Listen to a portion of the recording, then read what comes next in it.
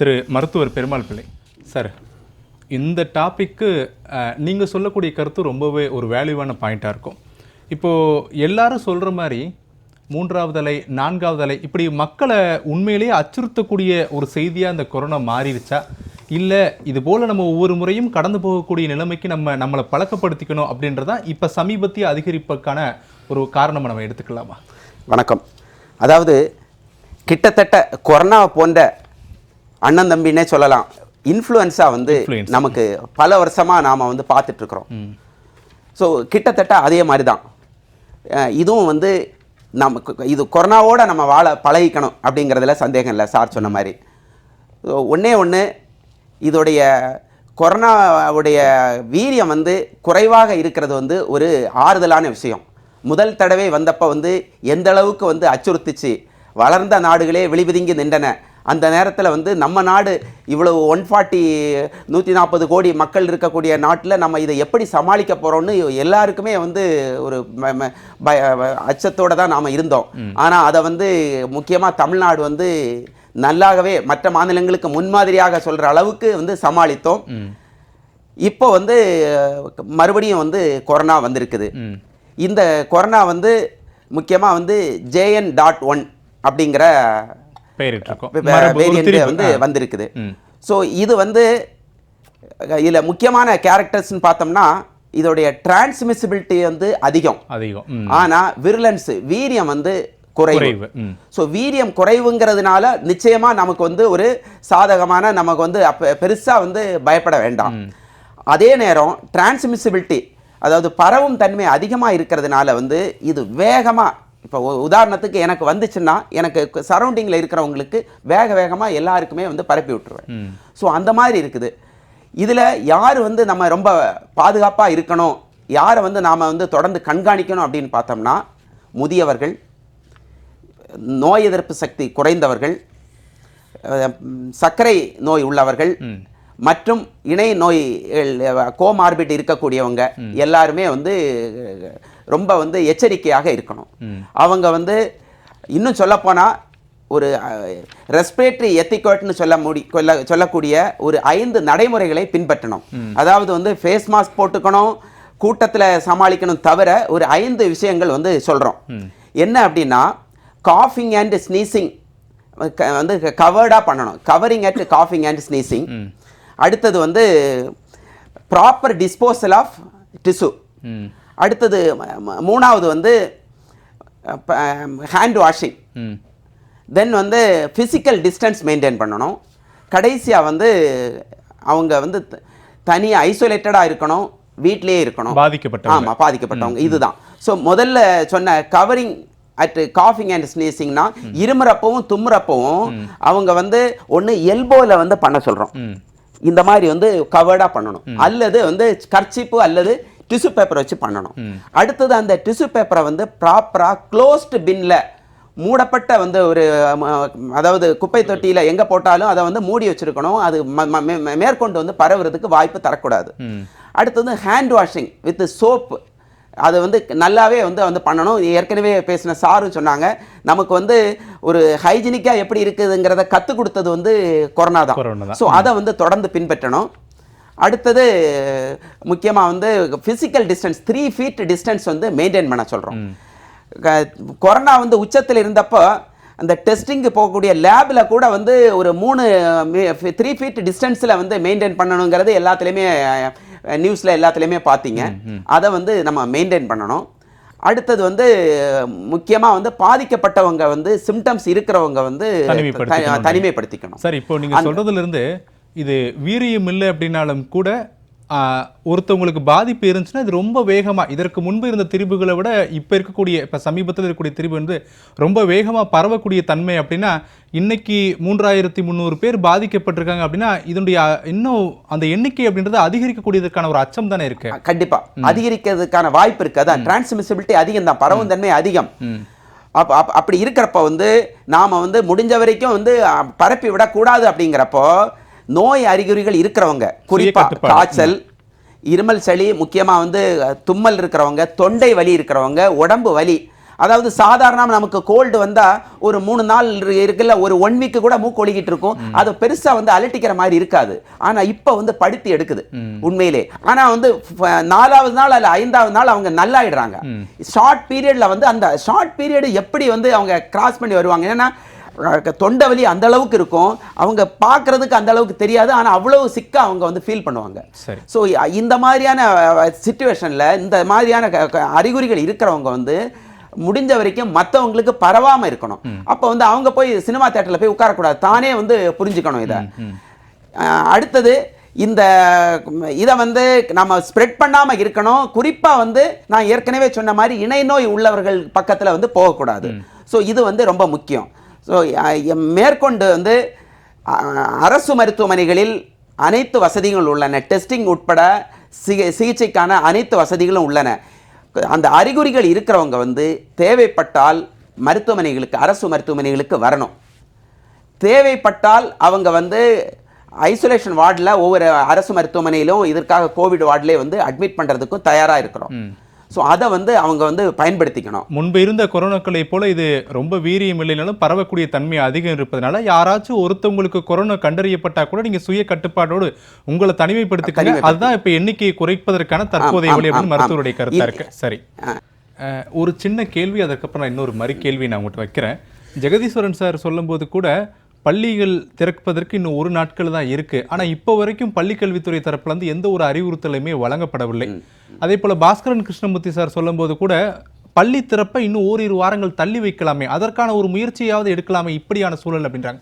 இந்த திரிபு இருக்கு இல்லையா, அந்த கொரோனா மாதிரி, இது குழந்தைகளை பாதிக்கக்கூடியதா? ஒரு மருத்துவராக நீங்க அதை என்னன்றத இல்லை, இந்த நேரத்தில் வந்து நாம ஒரு பக்கம் இது வந்து வீரியம் குறைவு, பாதிப்பு குறைவு அப்படின்னு அலட்சியமாக இருக்கக்கூடாது.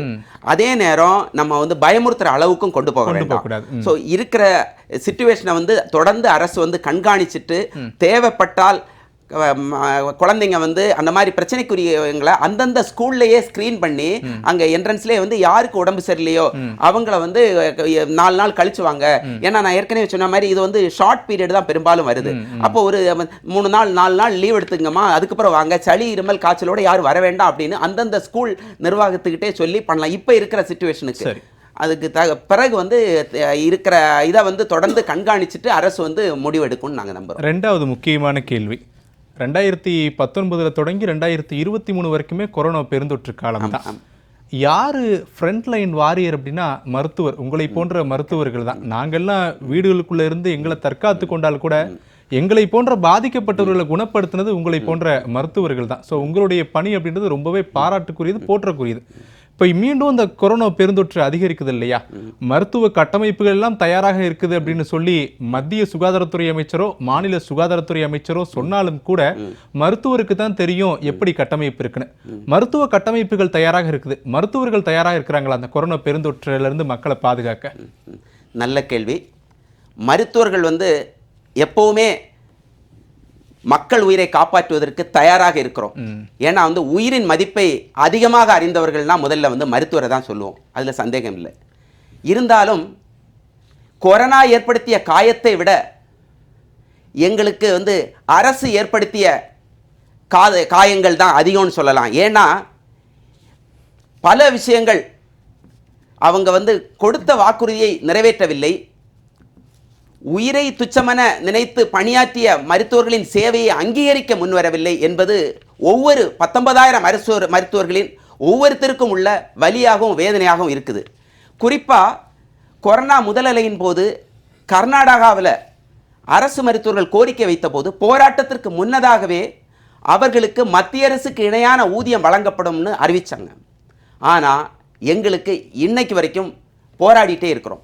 குறிப்பாக 2019 போராட்டத்தின் போது ராஜீவ்காந்தி அரசு மருத்துவமனையில் நாங்கள் சாகுவரை உண்ணாவிரதம் மேற்கொண்ட போது எங்களுக்கு ஆதரவு தந்தது மட்டுமின்றி நேரில் வந்து அமர்ந்து எதுக்கு மருத்துவர்கள் வருத்திக்கிறீங்க, அடுத்தது திமுக ஆட்சி அமைந்ததும் நீங்கள் கேட்கக்கூடிய அரசாணை 354 படி, ஏன்னா ஏற்கனவே இது கழகாட்சியில் போடப்பட்ட ஆணை, நாங்கள் பண்ணி கொடுத்துருவோம் அப்படின்னு சொல்லிட்டு இன்னைக்கு வரைக்கும் பண்ணித்தரலங்கிறது உண்மையிலே எங்களுக்கு வந்து வருத்தமாக இருக்குது. இதை விட ரொம்ப கடினமான விஷயம் என்ன அப்படின்னா, கொரோனா பேரிடரில் பணியாற்றி உயிரிழந்த அரசு மருத்துவர்கள் குடும்பத்தினருக்கு திமுக அரசு இதுவரை 10 காசு கூட நிவாரணம் தரவில்லை.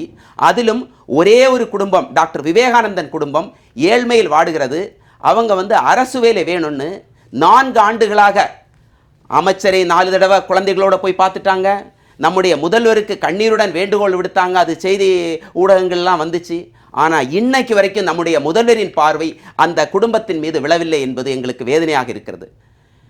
எனவே இந்த அரசு தொடர்ந்து செவிசாய்க்காத நிலையிலும், அதுலேயும் முக்கியமாக நான் சொல்ல வேண்டியது என்ன அப்படின்னா, மகன் முதல்வராகவும் பேரன் துணை முதல்வராகவும் இருக்கிறப்ப முன்னாள் முதல்வர் கலைஞர் அவர்கள் போட்ட அரசாணைக்கு தடை போட்டிருக்காங்கிறது எங்களுக்கு உண்மையிலே நாங்கள் எதிர்பார்க்கவே இல்லை. இதனால் வரக்கூடிய ஜூன் 11ஆம் தேதி மேட்டூரிலிருந்து சென்னை நோக்கி பாத யாத்திரை நடத்த இருக்கின்றோம். அதாவது கொரோனாவுக்கு பிறகும் மருத்துவர்களின் சேவையை அங்கீகரிக்க மறுத்ததோடு நாட்டிலேயே ஊதியத்திற்காக தொடர்ந்து போராட வைக்கும் ஒரே மாநிலமாக தமிழகம் மட்டுமே இருக்கிறது. நம்முடைய அமைச்சர் அவர்கள் ஒரு 10 நாட்களுக்கு முன்னால் அமெரிக்காவில் போய் ஒரு மாநாட்டில் கலந்து கொள்றதுக்காக நம்முடைய முதல்வரை சந்தித்து வாழ்த்து பெற்றுவிட்டு சென்றார்கள். அந்த நேரத்தில் கூட ஒரு சில நிமிடங்கள் இந்த பிரச்சனையை சொல்லி இருந்தால் நிச்சயமாக முதல்வர் நடவடிக்கை எடுத்திருக்க வழி ஏற்பட்டிருக்கும். ஆனால் அதை சொல்லவில்லை. நம்முடைய அமைச்சர் அவர்கள் பத்திரிகையாளர் சந்திப்பின் போதெல்லாம் கடந்த 4 வருஷமா சொல்லக்கூடியது என்னன்னா, சுகாதாரத்துறையில் தமிழகம் முன்மாதிரி மாநிலமாக இருக்கிறது என்பதை மார்தட்டி பெருமையாக சொல்கிறார்கள். ஆனால் அதற்கான பங்களிப்பை உயிரையே கொடுத்து பணியாற்றி வரும் மருத்துவர்களுக்கு, உயிரை கொடுத்த மருத்துவர்களின் குடும்பத்தினரை கூட நீங்கள் கவனிக்க மறுக்கிறீர்கள், அவர்களுக்கான நிவாரணத்தை தர மறுக்கிறீர்கள் என்கிறது உண்மையிலே எங்களுக்கு தொடர்ந்து வேதனையாக இருக்கின்றது. அதனால் கொரோனா என்ற வார்த்தையை உச்சரிக்கவே இந்த அரசுக்கு வெட்கமாக இருக்க வேண்டும் என்பது நாங்கள் வேதனையாக சொல்கின்றோம். அதாவது ஏற்கனவே மருத்துவர்கள் வேதனை குறித்து கூறினேன், செவிலியர்கள் வேதனையையும் நான் சொல்லணும்னுங்கிறது நியாயமான விஷயம். என்ன அப்படின்னா, 7000 செவிலியர்கள் ஏற்கனவே ரெகுலரைஸ் பண்ணப்பட்டிருக்குது. ஆனால் 8000 செவிலியர்கள் கிட்டத்தட்ட கடந்த 8 வருஷமாக கான்ட்ராக்ட் போஸ்டிங்லேயே வேலை பார்க்குறாங்க. 18,000 ரூபாய் சம்பளத்தில். அவங்களுக்கு இன்னைக்கு வரைக்கும் ரெகுலரைஸ் பண்ணலை. இதில் இன்னொரு விஷயம் என்ன அப்படின்னா, கோர்ட்டுக்கு போய் கோர்ட்டு தீர்ப்பு கொடுத்து கண்டெம்ட் போனதுக்கு அப்புறம் கூட இன்னமும் நாங்கள் கவர்மெண்ட் அப்பீல் போவேன் அப்படின்னு சொல்லி பேசிகிட்டு இருக்காங்களே தவிர அவங்கள ரெகுலரைஸ் பண்ணுறதுக்கு முன் வரல. நம்முடைய அமைச்சரை, சுகாதாரத்துறை அமைச்சர் அவர்களை பதவி ஏற்ற உடனே நாங்கள் சந்தித்து வாழ்த்து தெரிவிக்க போனப்போ சொன்ன விஷயம் இதுதான். ஏன்னா இன்னைக்கு கோவிட் ரொம்ப பீக்கில் இருந்துட்டு இருக்குது. ஸோ இதுக்கு முக்கியமாக டாக்டர்கள் செவிலியர்களை நீங்கள் ரெகுலர் போஸ்டிங்கில் தான் போடணும், தேவையான போதிய எண்ணிக்கையில் டாக்டர்கள் செவிலியர்கள் நியமிக்கணும், இதை எல்லாமே நாங்கள் சொன்னோம். அப்போ நிச்சயமாக பண்ணுவோம் அப்படின்னாங்க. இன்னைக்கு வரைக்கும் பண்ணலை. ஸோ இந்த நேரத்தில் நான் மாண்புமிகு தமிழக முதல்வர் அவர்களுக்கு விடுக்கும் வேண்டுகோள் என்னவென்னா, முதல்வருக்கு நன்றாகவே தெரியும், பதவி ஏற்ற போது கொரோனா தொற்றின் உச்சத்தால் அன்னைக்கு நிதி நெருக்கடியை விட கொரோனா ஏற்படுத்திய நெருக்கடி தான் அதிகமாக இருந்தது அப்படிங்கிறது நம்முடைய முதல்வருக்கு தெரியும். இதுவரை எந்த முதல்வரும் சந்தித்திராத அளவுக்கு அன்னைக்கு கொரோனா பயமுறுத்துச்சு. அந்த நேரத்தில் உங்களுக்கு உறுதுணையாக இருந்த அரசு மருத்துவர்களை நீங்கள் இதுவரைக்கும் எதையுமே செய்யாமல் இருக்கிறது வரலாற்று பிழையாக இருக்கும். எனவே நாங்கள் வருகின்ற ஜூன் 11ஆம் தேதி பாத யாத்திரை தொடங்குவதற்கு முன்பாகவே கொரோனா பேரிடரில் பணியாற்றி உயிரிழந்த அரசு மருத்துவர் விவேகானந்தன் மனைவிக்கு அரசு வேலை வழங்க வேண்டும். அரசு மருத்துவர்களுக்கு அரசாணை 354 படி 12 ஆண்டுகள் ஊதியப்பட்ட 4 வழங்கணும். அரசு மருத்துவமனைகளில் நோயாளிகளின் எண்ணிக்கைக்கு ஏற்றாற்போல் மருத்துவர்கள் செவிலியர்கள் நியமிக்கணும். டெம்பரரி போஸ்டிங்கில் இருக்கக்கூடிய செவிலியர்கள் 8000 பேரையும் பணி நிரந்தரம் செய்து அறிவிப்பு வெளியிட வேண்டும் என்று உங்களை வேண்டி கேட்டுக்கொள்கின்றேன் இந்த நிகழ்ச்சி வாயிலாக. நன்றி.